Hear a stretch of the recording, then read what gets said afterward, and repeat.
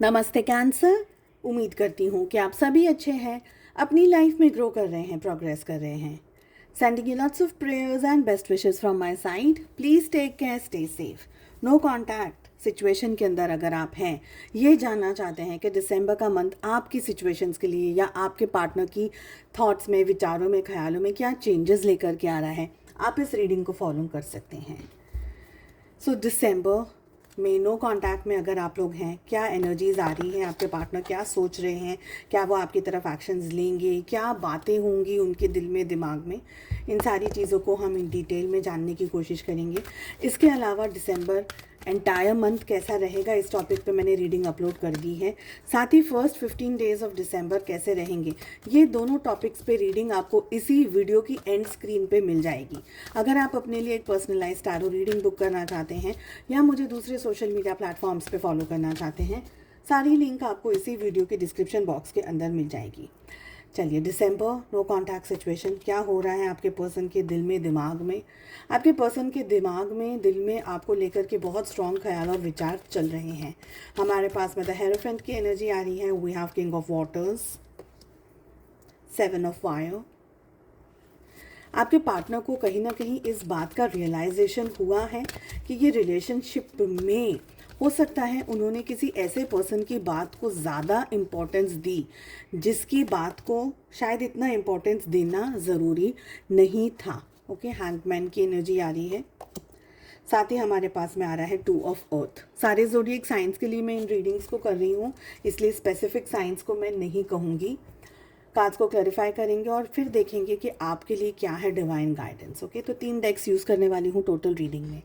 यहाँ पर बहुत क्लियरली दिख रहा है कि आपके पार्टनर ने किसी ऐसे पर्सन की या तो गाइडेंस को फॉलो किया है, किसी ऐसे पर्सन की बात सुनी है जो कि अब उनको लगता है कि नहीं सुननी चाहिए थी, और शायद आप दोनों के बीच में नो कांटेक्ट की सिचुएशन आ गई। हो सकता है प्रेशर किया हो आपके पार्टनर को फैमिली की तरफ से या परिवार की तरफ से, या फ्रेंड्स ही जैसे कभी कभी बहुत स्ट्रांगली एडवाइस दे देते हैं कि नहीं ये रिश्ता नहीं रह सकता, ये है वो है, ऐसी बहुत सारी चीज़ें यहाँ पर मुझे दिख रही हैं।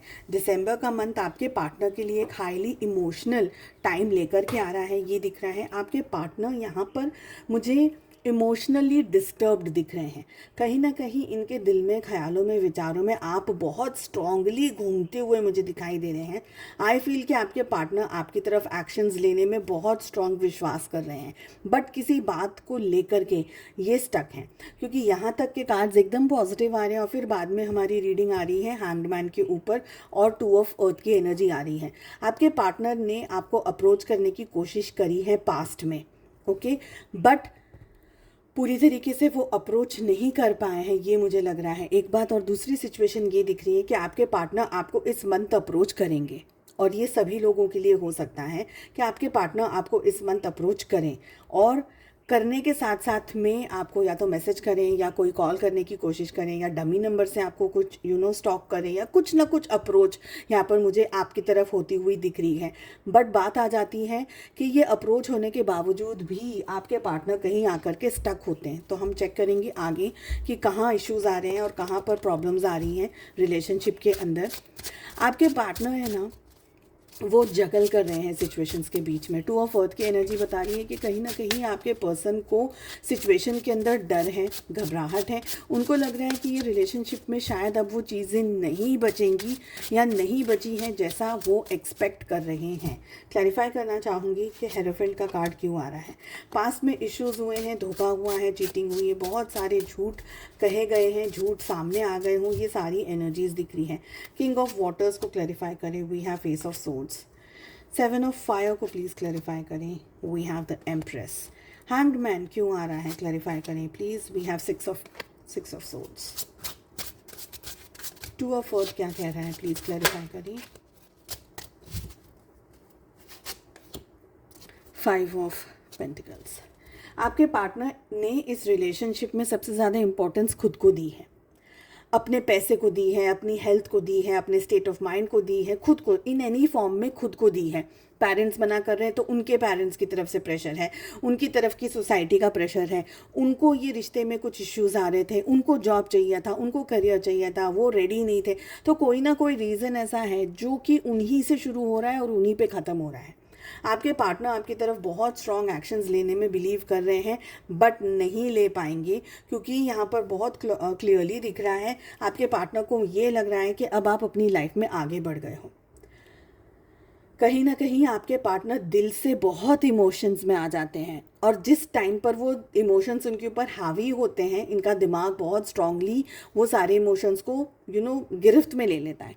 आपके पार्टनर को लगता है कि अगर इन्होंने आपको अप्रोच किया या आपकी तरफ आए या आपकी तरफ पहल की, तो हो सकता है कि अब शायद आप इनको मना कर दो। रिजेक्शन का फियर आपके पार्टनर के दिल में बहुत स्ट्रांग हो, ये यहाँ पर मुझे एनर्जी दिख रही है।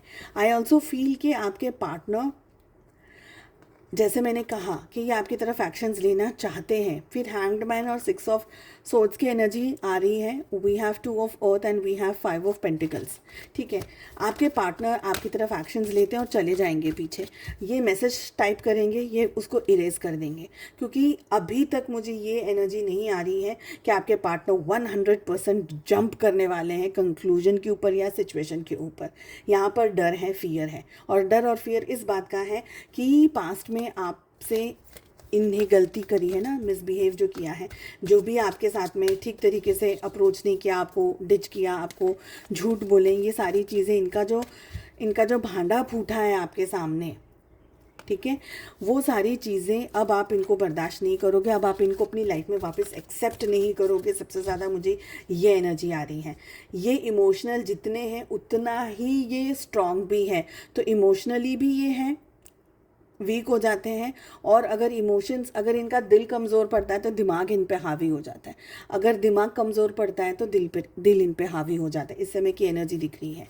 आपके पार्टनर, आप में से कुछ लोगों के लिए आपके पार्टनर अप्रोच कर सकते हैं, बट कुछ खास बातचीत होगी ऐसा मुझे नहीं लग रहा है। कुछ बहुत ही इंटरेस्टिंग आपको हाय हेलो या सॉरी या ऐसा कुछ हो जाए, ये मुझे एनर्जी नहीं दिख रही है। कहीं ना कहीं अगर सपोज भी बात हो रही है, सपोज भी अगर कोई मैसेज आ रहा है या कुछ अप्रोच भी हो रही है, तो वो रोना धोना ही होगा कि मैं अपनी लाइफ में इस तरीके से बिजी था, ये मेरी सिचुएशंस थी, मैंने इस प्यार को सैक्रिफाइस कर दिया, मैंने रिश्ते को सैक्रिफाइस कर दिया, क्योंकि मेरी ये सिचुएशन थी, मेरी वो सिचुएशन थी। ज़्यादातर लोगों के लिए मुझे ये लग रहा है कि आपके पार्टनर इस रिश्ते से भाग रहे हैं। फ्रैंकली भाग इसलिए रहे हैं क्योंकि वो इस रिश्ते में अब और अप्रोच नहीं कर सकते, बैलेंस नहीं कर सकते, कमिटमेंट नहीं दे सकते, और भी बहुत सारे इश्यूज़ हैं। आपके लिए क्या गाइडेंस है? ओके, आपके लिए रिकवरी का मैसेज आ रहा है, जो कि ये कह रहा है कि इस समय की जो भी परिस्थितियाँ आपकी ज़िंदगी में चल रही हैं, चाहे वो आपको पसंद आ रही हैं या नहीं आ रही है, आपको डिटॉक्स करने की ज़रूरत है, आपको अपने दिल को संभालने की ज़रूरत है, अपने इमोशंस को संभालने की ज़रूरत है, और अपनी रिकवरी, अपनी हीलिंग करने की ज़रूरत है। क्योंकि ये समय हो सकता है कि आप जो चाह रहे हैं वो शायद ना हो, पर अगर नहीं हो रहा है तो वो आप ही के हित के लिए हो रहा है। ये एनर्जी यहाँ पर आ रही है। ये पर्सन कमिटमेंट देने में बहुत सारा डिले कर सकते हैं, क्योंकि इमोशंस चाहे जितने भी हो, कमिटमेंट की यहाँ पर मुझे एनर्जी नहीं दिख रही है। इनफैक्ट झूठ और मैनिपुलेशन की एनर्जी ज़्यादातर दिखाई दे रही है। तो ऐसे में बेस्ट यही है कि आप अपने ऊपर कॉन्सेंट्रेट करें और अपनी ज़िंदगी में आगे बढ़ें। उम्मीद करती हूँ रीडिंग आपको पसंद आई। Wish you all the best. हम मिलते हैं अगली रीडिंग में। Take care, bye bye.